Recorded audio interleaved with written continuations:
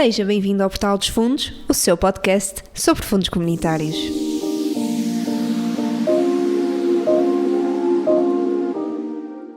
Estamos de volta para mais um episódio do nosso podcast, o Portal dos Fundos, em parceria com o DNI Group. Para quem nos está a ouvir pela primeira vez, o meu nome é Filipa Souza, sou a host deste podcast, e hoje tenho comigo um convidado com quem já estive à conversa no terceiro episódio, Nuno Maia. Se ainda não assistiu a esse episódio, relembro a experiência de mais de 10 anos na área da consultoria direcionada para a economia social, onde é agora área manager de DNI Social, complementada pela sua formação académica em avaliação de projetos e programas sociais. Nuno, é um grande prazer tê-lo connosco novamente. Olá, é um enorme prazer estar aqui novamente.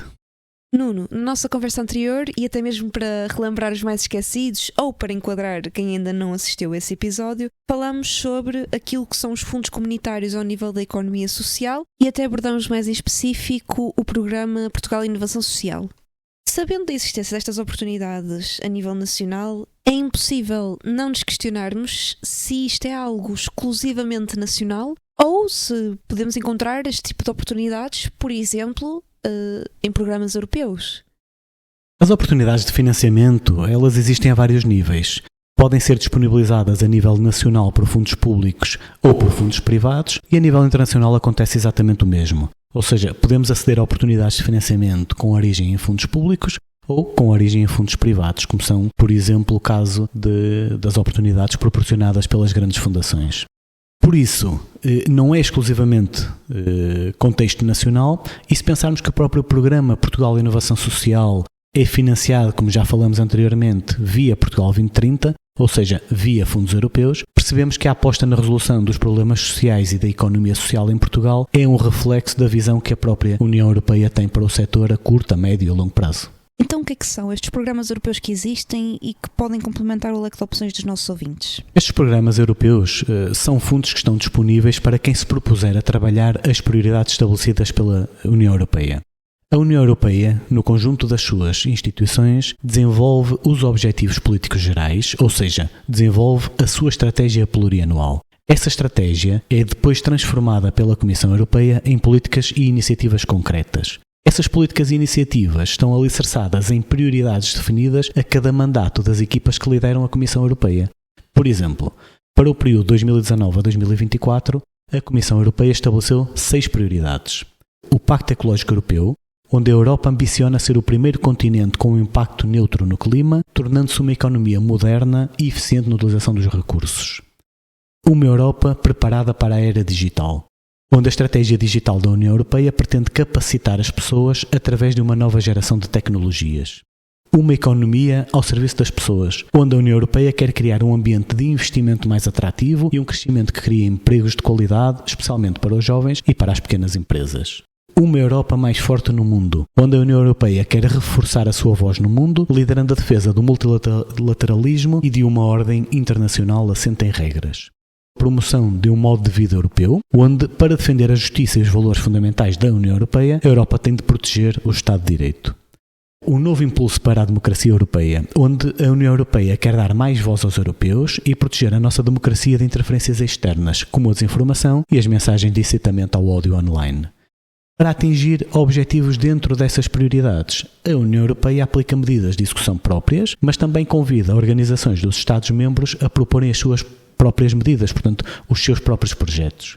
Surgem assim os fundos europeus, como eles são mais conhecidos das nossas entidades nacionais e europeias. E que programas existem atualmente que dão resposta a uma ou mais dessas prioridades que o Nuno acabou de mencionar? Existem muitos programas que pretendem dar resposta a essas prioridades. Apenas para enumerar alguns, podemos falar do Horizon Europe, do Citizens Equality Rights and Values, do Erasmus+, Creative Europe, Interreg, LIFE, Asylum Migration and Integration Funds, entre outros. Temos certamente mais oportunidades no futuro para explorar alguns destes programas mais a fundo. Contudo, para este episódio, eu gostaria de dar mais ênfase, mais destaque ao programa Erasmus+, que acredito que muitas pessoas o conheçam ou que de alguma forma já tenham ouvido falar dele. E arrisco-me mesmo a dizer quase qualquer pessoa, mesmo não estando aqui envolvida no meio da economia social ou da consultoria, quase certo que conhece o Erasmus+. Normalmente até associamos às universidades, não é? Acaba aqui por ser uma experiência que todos os estudantes universitários anseiam viver ou experienciar durante a sua vida académica. Sim, é verdade. Normalmente é conhecido por essa vertente. mas também não devemos reduzi-lo apenas a uma experiência de intercâmbio para os universitários, neste caso. O programa Erasmus+, é um mundo de oportunidade e vale a pena explorá-lo. Muito bem, ficamos então agora no Erasmus+, e pergunto-lhe o que é o Erasmus+, então, na sua essência. Talvez seja melhor começarmos pela sua origem para percebermos melhor o seu próprio intuito. O programa Erasmus+, é uma iniciativa da União Europeia que visa apoiar a educação, a formação, a juventude e o desporto na Europa. O programa foi estabelecido em 2014 e resulta da fusão de vários programas anteriores, como era o caso do Erasmus, o Leonardo da Vinci, o Comenius, o Grundtvig ou o Juventude em Ação. Neste momento, o Erasmus+ conta com um orçamento estimado de 62 mil milhões de euros e está projetado para durar até 2027. Muito provavelmente terá continuidade no futuro quadro comunitário, pois é um programa de enorme sucesso. Tendo aqui em perspectiva que estes programas também surgem ou nascem destas prioridades estabelecidas, pergunto-lhe também de que forma é que, em específico, o Erasmus+ se conecta às prioridades estabelecidas pela União Europeia. Para 2021 a 2027, o Erasmus+ coloca a tónica em 4 aspectos fundamentais e transversais: a inclusão social e diversidade, transições ecológica e digital e promoção da participação dos jovens na vida democrática. Além disso, apoia as prioridades e atividades estabelecidas no Espaço Europeu de Educação, no Plano de Ação para a Educação Digital e na Agenda de Competências para a Europa. O programa também apoia o Pilar Europeu dos Direitos Sociais, executa a Estratégia da União Europeia para a Juventude 2019-2027 e desenvolve a Dimensão Europeia do Desporto. No fundo, o que é isto do Erasmus+? O Erasmus+ é um programa para todos, mais inclusivo, para as pessoas com menos oportunidades e mais acessível para as pequenas organizações. Investe em áreas de estudo viradas para o futuro, como é o caso das alterações climáticas, das competências digitais, energias limpas, inteligência artificial ou as ciências da saúde, por exemplo. Apoia iniciativas emblemáticas como as universidades europeias, os centros de excelência profissional e a iniciativa DiscoverEU. Promove um estilo de vida saudável através do apoio a projetos desportivos de massa, alarga as oportunidades de mobilidade e de cooperação para além da Europa e proporciona às organizações possibilidade de cooperação, reforço de capacidades, intercâmbio, criação de redes, apoio a políticas que permitam efetuar reformas nos domínios da educação, da formação, da juventude e do desporto. E é sempre bom ver que todas estas questões estão a ser abordadas e percebidas enquanto uma prioridade. No entanto, também, por outro lado, é importante perceber como é que de facto isto funciona na prática, ou seja, como é que o Erasmus+ dá resposta a estas questões que acabou de enumerar.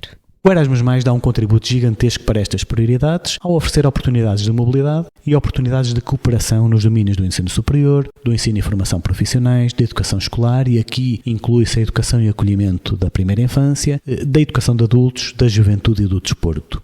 Estas oportunidades estão agrupadas em 4 ações principais: a ação-chave 1, ou Key Action 1, ou KA1, como são mais conhecidas, as ações-chave 2, Key Action 2, KA2, as ações-chave 3, Key Action 3, KA3 e as ações Jean Monnet. Muito bem, Nuno, eu penso aqui que seria interessante para os nossos ouvintes talvez explorar aqui de forma mais individualizada cada uma destas ações, até mesmo para que possam perceber de forma mais aprofundada e clara como é que funciona cada uma destas ações. Comecemos então pela ação-chave 1, ou KA1. Esta ação-chave caracteriza-se por proporcionar oportunidades de mobilidade no espaço europeu. A mobilidade de alunos, jovens e staff é a atividade mais emblemática do Erasmus+, e prevê-se que cerca de 10 milhões de pessoas participem em atividades de mobilidade no estrangeiro ao longo do próprio programa. Estas oportunidades únicas de viver, estudar, fazer formação ou viajar no estrangeiro proporcionam a aquisição de autoconfiança e competências sociais, a descoberta de culturas diferentes e a criação de redes e relações interpessoais e profissionais com pessoas de outros países. Estas experiências favorecem a empregabilidade e a participação ativa dos jovens na sociedade e contribuem para uma maior inclusão social e para o reforço da identidade europeia. De uma forma muito resumida, são projetos de mobilidade. E o que é que envolve normalmente estes projetos de mobilidade? Um projeto de mobilidade tem como principal atividade a mobilidade de cidadãos no espaço europeu, podendo mesmo em alguns casos abrir portas a outros países do mundo. Ou seja, nestes projetos assistimos a atividades em que participam, por exemplo, 30 jovens de 5 ou 6 países diferentes, de culturas diferentes, que falam línguas diferentes, que têm hábitos e costumes diferentes e que durante uma semana estão em permanente convivência uns com os outros. Isto naturalmente vai proporcionar a estes participantes uma experiência de vida única e completamente transformadora. E neste caso em específico das ações-chave 1, como é que materializamos estes projetos de mobilidade? Inseridas nas ações-chave 1, existem aqui diferentes oportunidades de mobilidade em que estes projetos se podem incluir, tendo em consideração o seu principal foco. Por exemplo, a mobilidade de jovens, que apoia a mobilidade para fins de aprendizagem não formal e informal dos jovens na forma de intercâmbio de jovens ou atividades de participação juvenil, tem o objetivo de envolver e capacitar os jovens para se tornarem cidadãos ativos, de os ligar ao projeto europeu, de os ajudar a adquirir e desenvolver competências para a vida e para o seu futuro profissional, de potenciar a participação na vida democrática, a sensibilização de valores comuns da União Europeia e os próprios direitos fundamentais. Existe também a mobilidade de técnicos de juventude e de desporto, que preconiza o desenvolvimento profissional dos técnicos de juventude e do desporto e, consequentemente, a promoção da qualidade do trabalho com os jovens a nível local, regional, nacional, europeu e mesmo internacional, e o desenvolvimento das organizações desportivas através de experiências de atividade não formal e informal em atividades de mobilidade. Estes dois exemplos são, digamos, de menor complexidade de serem trabalhados. Mas a mobilidade não existe só no seu formato presencial. Existem oportunidades de mobilidade virtual. Um exemplo de oportunidades um pouco mais complexas e que incluem uma forte componente virtual são os intercâmbios virtuais, que promovem o desenvolvimento de, precisamente, intercâmbios virtuais entre a Europa e outros países ou outras regiões do mundo, com o objetivo de promover o diálogo intercultural, desenvolvimento de competências e a criação de pontes entre os diferentes setores da educação. Prevêem o desenvolvimento de debates online entre diferentes grupos-alvo, a formação técnica dirigida ao staff das entidades, capacitação de aprendentes e a materialização de cursos virtuais inovadores. Penso que já ficou claro o que é que engloba este tipo de ações-chave 1. Passemos então para aquilo que são as ações-chave 2. A ação-chave 2 caracteriza-se pelo fomento da cooperação e o intercâmbio de práticas a nível europeu e não só, permitindo que os principais intervenientes utilizem melhor as novas tecnologias, desenvolvam métodos inovadores de ensino, de formação e de aprendizagem, promovam a aprendizagem não formal e desenvolvam ferramentas de atividades comuns.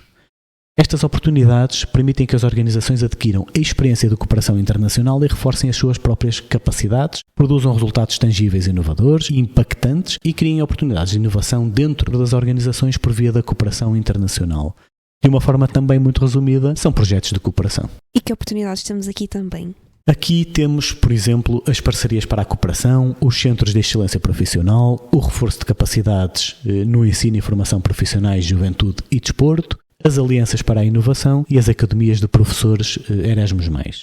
As parcerias para a cooperação permitem que as organizações adquiram experiências de cooperação internacional e reforcem as suas capacidades, produzam resultados tangíveis, inovadores e impactantes e criem oportunidades de inovação dentro das organizações por via da cooperação internacional. Os centros de excelência profissional dão resposta às prioridades e políticas da União Europeia para as competências e o ensino e formação profissionais, apoiando as reformas no setor, assegurando aptidões e competências de elevada qualidade, conducendo-se a emprego de qualidade e oportunidades de carreira duradouras e de qualidade e satisfaçam as necessidades de uma economia inovadora, inclusiva e sustentável. Já o reforço de capacidades no ensino e formação profissionais, juventude e desporto são projetos de cooperação internacional baseados em parcerias multilaterais entre organizações ativas no setor do ensino e formação profissionais, juventude ou do desporto entre a Europa e países de outras regiões do mundo. Consiste em apoiar a relevância, a acessibilidade e a capacidade de resposta dos sistemas e das instituições de ensino e formação profissionais, apoiar a cooperação internacional no domínio da juventude e da aprendizagem não formal e apoiar atividades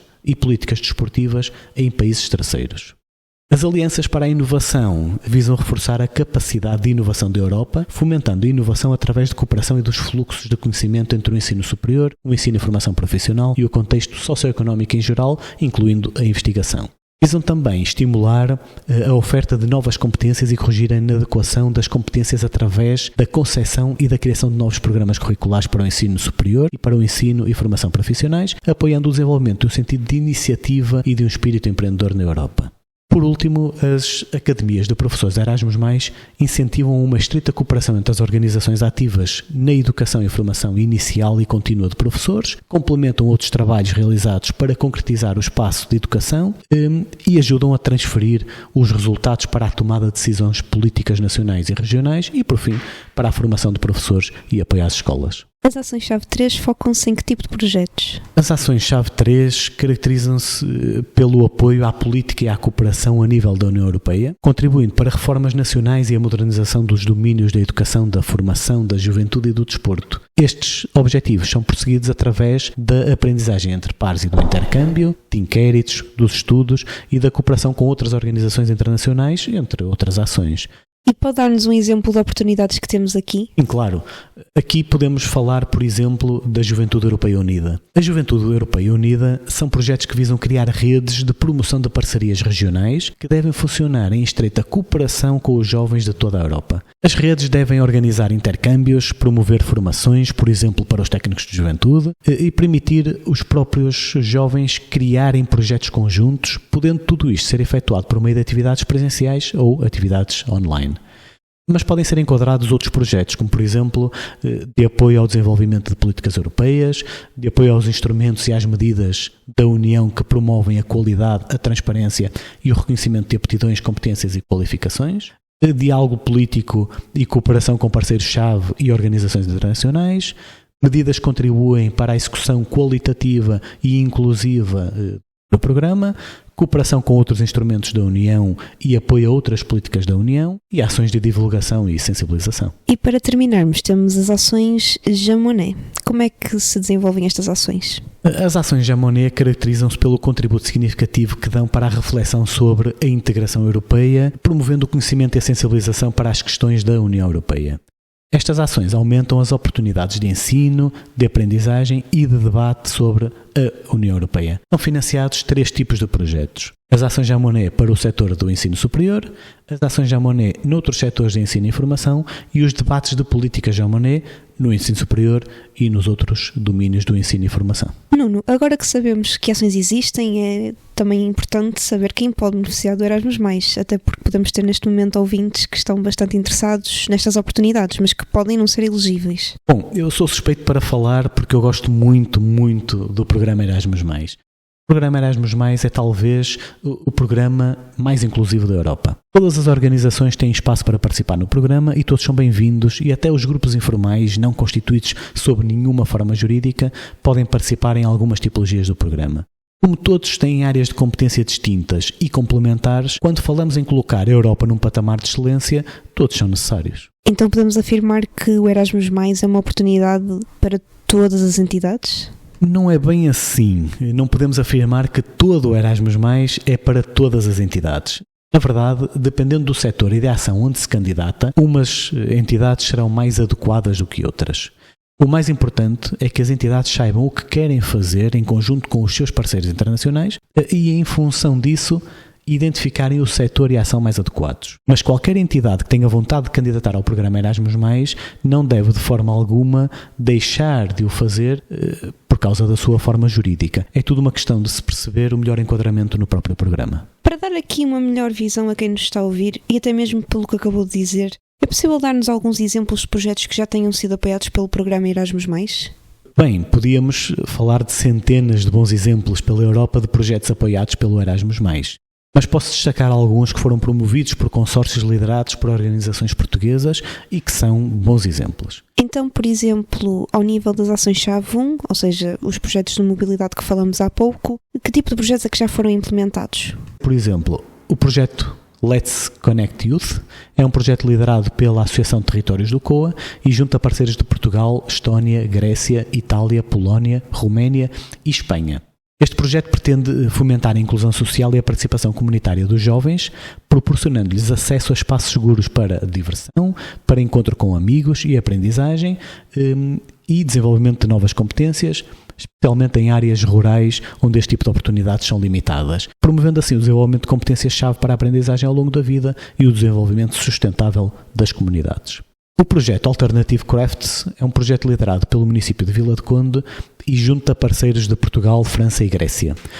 Este projeto pretende combater os efeitos nefastos do insucesso escolar em jovens provenientes de zonas estigmatizadas da Europa, promovendo competências-chave para a aprendizagem ao longo da vida, ampliando perspectivas e oportunidades, fazendo pontes entre técnicas de construção navais tradicionais e questões de sustentabilidade ambiental, interculturalidade, diversidade, empreendedorismo e empregabilidade. Nuno, já deu para perceber que esses exemplos envolvem sempre parcerias com outros países, mas acho que era importante também exemplificarmos aqui projetos que são feitos com parceiros apenas e só portugueses, como por exemplo o Vias Novas Descobertas. O projeto Vias Novas Descobertas é um projeto liderado pela Associação Projeto Novas Descobertas. É um dos raros exemplos de projetos que não necessitam de parceiros europeus e, portanto, este projeto tem parceiros unicamente nacionais.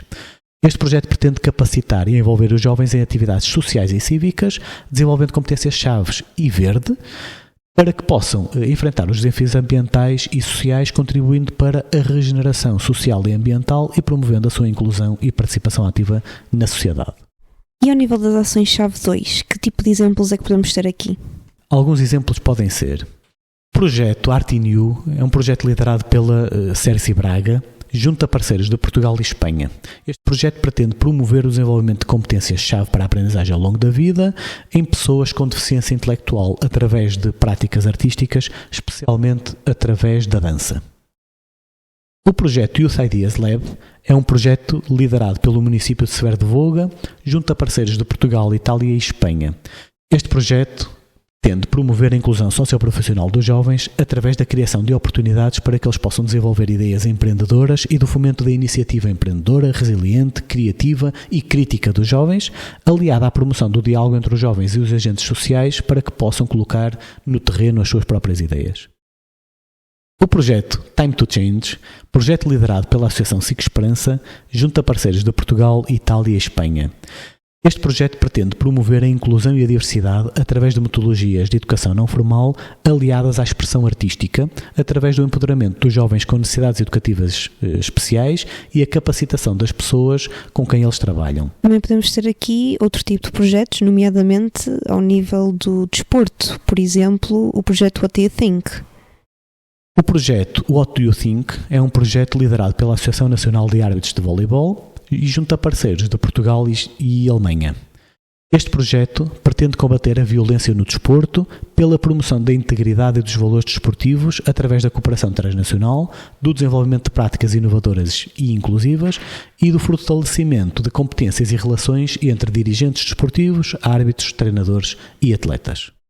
Existe aqui também uma oportunidade para projetos que envolvam um contexto mais atual, infelizmente, que abrange aqui países europeus, como a situação da Ucrânia. Estamos aqui a falar do Youth Crisispreneurs, por exemplo. O projeto Youth Crisispreneur, projeto liderado pela Associação Proacting, junto a parceiros de Portugal, Ucrânia, Macedónia do Norte, Grécia e Suécia. Este projeto pretende apoiar a inclusão dos jovens em contextos complexos e difíceis, como por exemplo em cenários de guerra, através do desenvolvimento de competências-chave, como as competências empreendedoras. Bom, penso que já temos aqui um bom rol de excelentes exemplos, mas poderíamos estar aqui o tempo todo deste podcast a partilhar bons exemplos de bons projetos que existem pela Europa fora. Sem dúvida, e penso que já foi possível até aqui fazer um bom enquadramento de tudo o que envolve este programa do Erasmus+, e acredito mesmo que os nossos ouvintes estejam mais elucidados em relação a este assunto. Nuno, para terminarmos, quem realmente estiver com interesse em candidatar-se a este programa, mas não souber por onde começar, o que é que deve fazer? A lógica nestes casos de candidaturas será sempre a mesma, a meu ver. Ou seja, procurar profissionais experientes que realmente conhecem estes programas a fundo e conseguem não só enquadrar melhor os programas em questão, como também apoiar durante todo o processo de candidatura e posteriormente de implementação dos projetos. No DNI Social nós trabalhamos com o programa Erasmus+, há vários anos e por isso a nossa equipa está muito familiarizada com o programa e isso possibilita-nos não só ajudar a esclarecer todas as dúvidas que os nossos clientes possam ter, como também otimizar os seus próprios projetos para potenciar o sucesso da aprovação e de geração de impacto. Acima de tudo, o nosso objetivo final é sempre ter os nossos clientes satisfeitos com projetos que geram impacto e que, portanto, estão alinhados com as diferentes questões sociais que trabalhamos. Nuno, muito obrigado por esta conversa e por esta sessão de esclarecimentos, chamemos-lhe assim, sobre o Erasmus+. E agradecer também a quem chegou ao final deste episódio e nos ouviu até ao final. Como sempre, se tiverem alguma dúvida, podem entrar em contacto com os consultores do DNI Group através das suas redes sociais ou através do site www.dni.pt. Não se esqueçam de subscrever o podcast para estarem a par de todos os novos episódios que vão saindo e continuem com os bons negócios.